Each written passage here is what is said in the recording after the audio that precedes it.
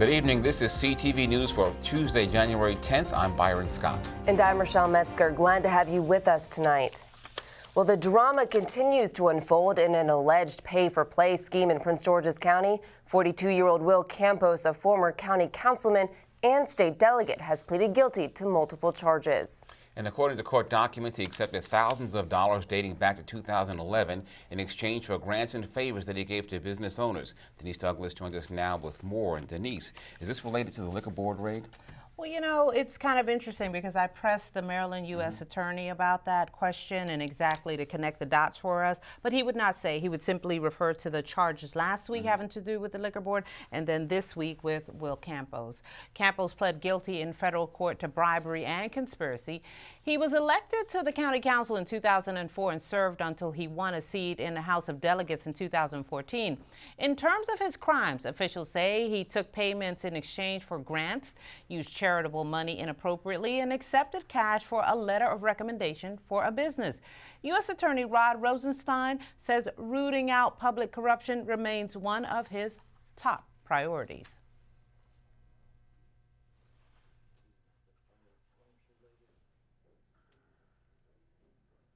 The evidence in this case shows that William Campos treated the taxpayers' money as if it were a literal slush fund.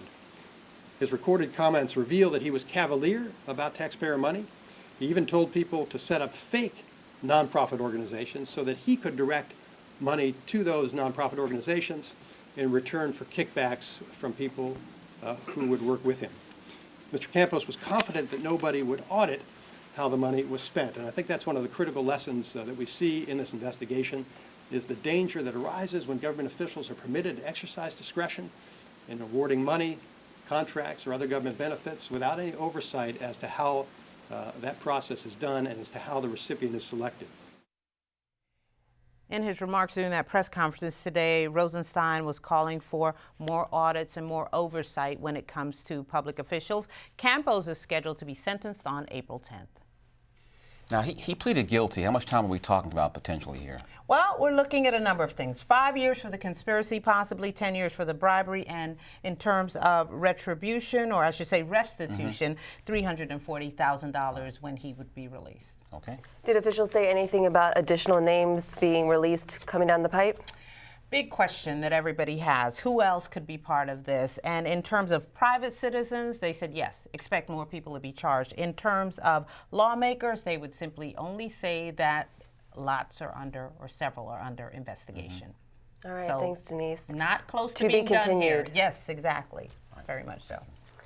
Meantime, lawmakers across the region are reacting to the latest in the FBI probe during the annual Democratic Legislative Luncheon. State, local, and Latino leaders expressed their disappointment in the news about Campos's plea deal and other indictments expected to be handed down. Prince George's County Executive Rashawn Baker says the news must be devastating for Campos's family. It's very disappointing, one, in a couple of ways. One, for Will and his family. I've known him since he actually came into politics in Prince George's County. So on a family level, it's disappointing for his family. And on another level, it's disappointing that he would violate the public trust. I talked to the governor Friday for about an hour. We chatted, and we want to resolve the issue as quickly as possible with the one liquor board member resigning, and there are vacancies on the board right now. And so we have the opportunity to appoint, he has the appointment to appoint 4 new of the 5 members. And he wants to get that done as quickly as possible. I'm very disappointed because I do think that our Latino community, especially now in the time of Trump, is under attack.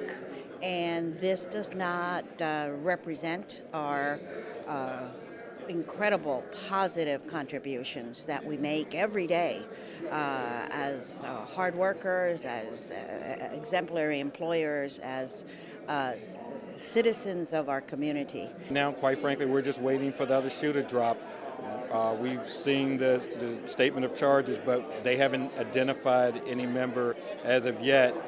They have pointed to the Economic Matters Committee, but I've had no contact whatsoever with the FBI, so that's really all I can speak to. The Sunday liquor sales bill at the center of the investigation was sponsored and introduced in the House Economic Matters Committee, chaired by Delegate Davis. And more counter-reaction, Prince George's Council Chair Derek Davis says in a statement that the council is deeply troubled that their former colleague has pleaded guilty to bribery charges. Neither Davis nor his council colleagues spoke to the media after today's session, but Howard Stone, a longtime community leader, says the FBI corruption probe and recent arrests shouldn't take away from the good work of most county officials. I, for one, believe that our public officials and administrators have all, in the annals of Prince George County, have been ethical people. I still don't know what this transparency thing means, because government has run efficiently, effectively, and we've done it with great ethics. Now, we've had one or two people that have gone astray, but I believe deeply in the citizens of Prince George's County. Now, Stone was among those who testified at the council today about a blue ribbon report on the county's fiscal deficit. And you're watching CTV News. I'm Byron Scott. And I'm Rochelle Metzger.